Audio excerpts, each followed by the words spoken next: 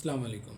आज हम पढ़ने जा रहे हैं income tax and sale tax filing. Income tax and sale tax filing क्या चीज़ है? इनकम टैक्स और सेल टैक्स ने कुछ साल पहले एक वो अपना जो उनका तरीक़ेकार होता है फाइलिंग का उसको थोड़ा सा अपडेट किया और ऑनलाइन लाया ई फाइलिंग पे।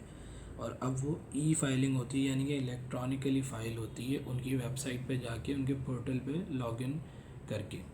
लेकिन उस लॉगिन करने से पहले हमें उस पोर्टल पे आईडी अपनी बनानी पड़ती है जिसको हम कहते हैं एनटीएन रजिस्ट्रेशन।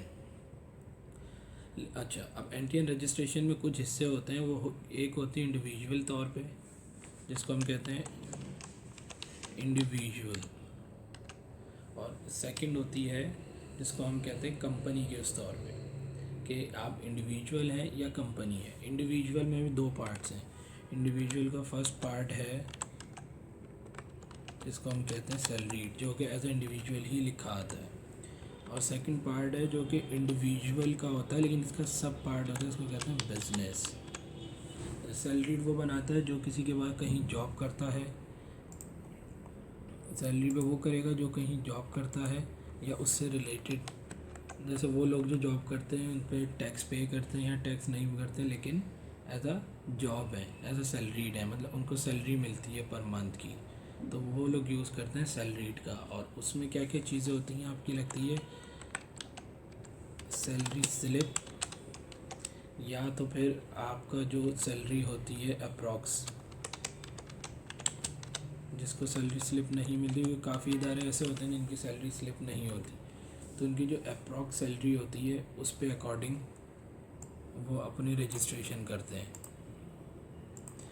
और फिर इसके बाद जो दूसरी चीज़ आती है वो है बैंक की स्टेटमेंट।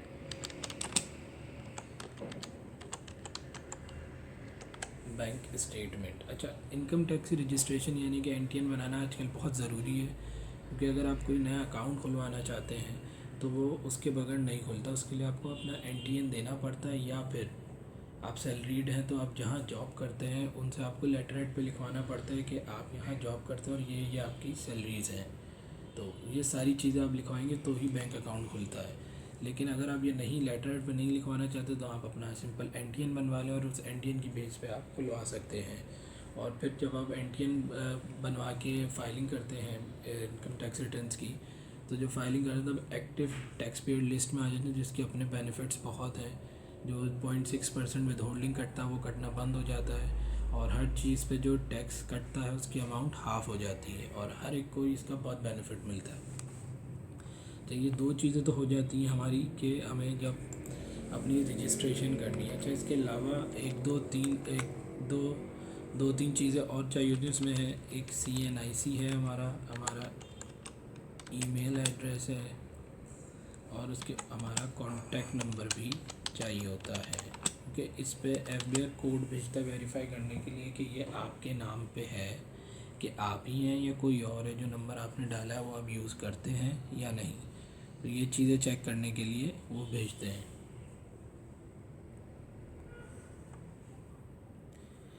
ये तो हो गई इंडिविजुअल बेसिस की। इसके अलावा आती है बिज़नेस बेस की। अच्छा, बिज़नेस बेस की जो रजिस्ट्रेशन है वो थोड़ी सी अलग होती है, और बिज़नेस वो करता है जो अपना कारोबार करता है हर किस्म का भी। अगर उसने भी अकाउंट खुलवाना है तो उसने रजिस्ट्रेशन दिखानी पड़ेगी, और बिज़नेस बेस की दिखानी पड़ेगी कि मैं ये कारोबार करता हूँ। अब तो वो चाहता है कि अपना अकाउंट खुलवाऊँ, तो उसके लिए भी वो बहुत ज़रूरी है।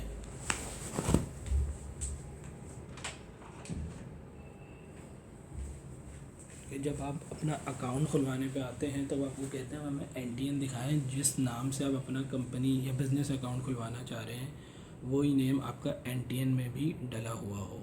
अब इन चीज़ों के लिए हमें क्या करना पड़ता है? हमें चाहिए होता है सबसे पहले अपना CNIC ईमेल, जो हम मोबाइल नंबर यूज़ करते हैं वो हमारा कॉन्टैक्ट नंबर।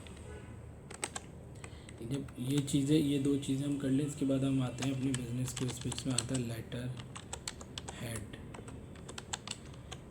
रेंट एग्रीमेंट, या फिर अगर आप ऑनर हैं वहाँ के तो आपके पास सेल डीड होगी। ये वो चीज़ें हैं जो आपके होना लाजमी है ताकि आप आगे फर्दर ऑन बढ़ सकें और अपना एनटीएन बना सकें। जब आप ये चीज़ें सारी कर लेते हैं, कंप्लीट इनकी एंट्री कर देते हैं, तो वो आपको कोड्स भेजता है, आपको वो कोड वेरीफाई करने होते हैं, जो कि हम आगे इंशाल्लाह नेक्स्ट क्लास में सीखेंगे कि कैसे उसको एक एक चीज़ को वेरीफाई करके कैसे आगे बढ़ा जा सकता है।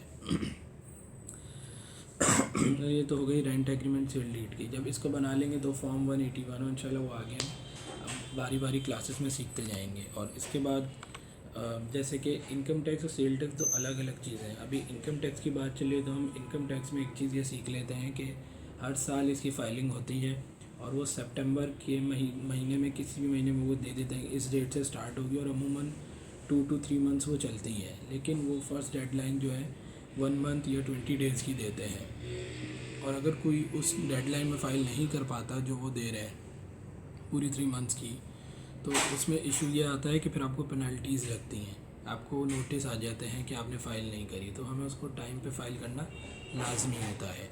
और बिज़नेस में जब आप ये सब कर लेते हैं तो आपको अपना बिज़नेस भी ऐड करना पड़ता है। तो फ़िलहाल तो हम इसमें ये करेंगे कि सारी चीज़ें अरेंज करके जस्ट एनटीएन बनाएंगे, देन आफ्टर इट हम उसका अपना बिज़नेस भी ऐड करेंगे। जब बिज़नेस ऐड करेंगे तो उसमें हमारे पास ये चीज़ होना लाजमी है कि हम जो बिज़नेस ऐड करने जा रहे हैं वो हमने कब स्टार्ट किया और उसका वो कौन सा बैंक अकाउंट है जो हम उस पर रन करते हैं, जिसके लिए आपको बैंक स्टेटमेंट की ज़रूरत होगी। बैंक स्टेटमेंट के बगैर कुछ भी पॉसिबल नहीं है। जब आप बैंक अकाउंट उन्हें नहीं दिखाएंगे तो फिर वो आपको बोलेंगे कि बैंक अकाउंट का होना लाजमी है, उसके बगैर आप ये सबमिट नहीं कर सकते।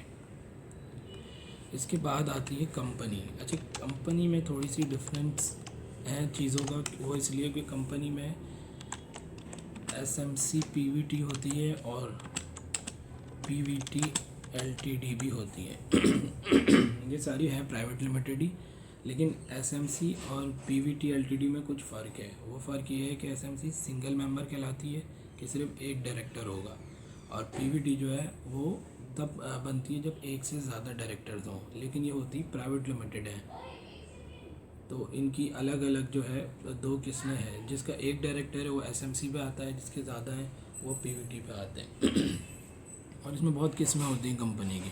और जब आप कर लेते हैं अपनी कंपनी एसईसीपी में रजिस्टर कर लेते हैं, जो कि हम इंशाल्लाह आगे सीखेंगे, उसके बाद आप को जैसी आपकी हो जाती है ना, तो एसईसीपी खुद एफबीआर को उसका मेल कर देता है और एफबीआर आपका ऑटोमेटिकली कंपनी एनटीएन बना देता है। लेकिन उससे पहले आपकी registration as a individual person, salaried और बिज़नेस होना लाजमी है। अगर बिज़नेस होती है तो उसका बेनिफिट रहता है।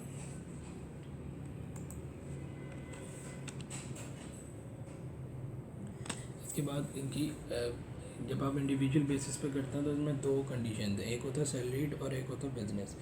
इसका जो है जैसे जिस अमाउंट पे टैक्स कटेगा इनकम टैक्स, उसकी एक स्लैब आती है जो कि एफबीआर हर साल देता है और बताता है कि हाँ इस अमाउंट पे इतना इतना टैक्स हम कट करेंगे। जब आप सैलरीड होते हैं तो उसमें मिनिमम 6 लाख रुपये से इससे टैक्स कटना शुरू होता है। और जब आप बिज़नेस होते हैं, बिज़नेस इंडिविजुअल, तो उसमें मिनिमम 4 लाख रुपीज़ है पर एनम, पर ईयर, जिस पे टैक्स कटना शुरू होगा। तो एफबीआर बता देता है कि हम इतनी इतनी अमाउंट पे इतना इतना टैक्स कट करेंगे। वो सारा पूरा टैक्स स्लैब आता है। और इसके साथ साथ आपको ये भी पता होना चाहिए कि आपकी वेल्थ कितनी है। तो उस वेल्थ के लिए मैं ऊपर चीज़ें ऐड करता चलता हूँ कि एसेट्स, कि आपके एसेट्स कितने हैं। एनी भी लिख देता हूँ कि किसी किसी की नहीं भी, कि आपकी गाड़ी, घर, प्रॉपर्टी, जो भी चीज़ें हैं, अगर आपके पास कोई जैसे कि गोल्ड है तो वो भी आपके एसेट्स में ही आएगा।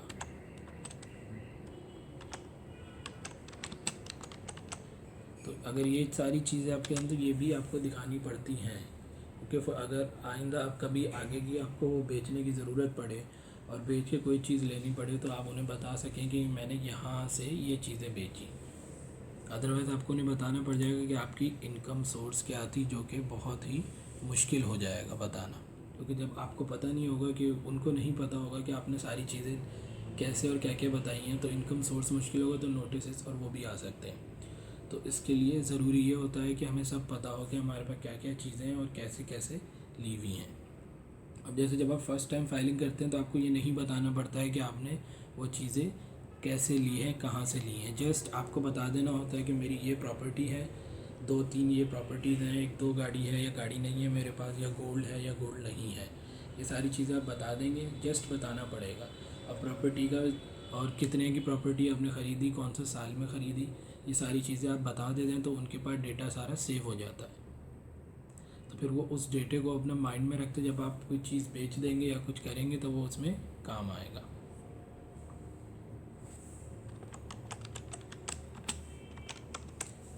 आज के लिए इतना ही है, वो हमारा income tax and sale tax का लेक्चर कंप्लीट। इंशाल्लाह फिर मुलाकात होगी।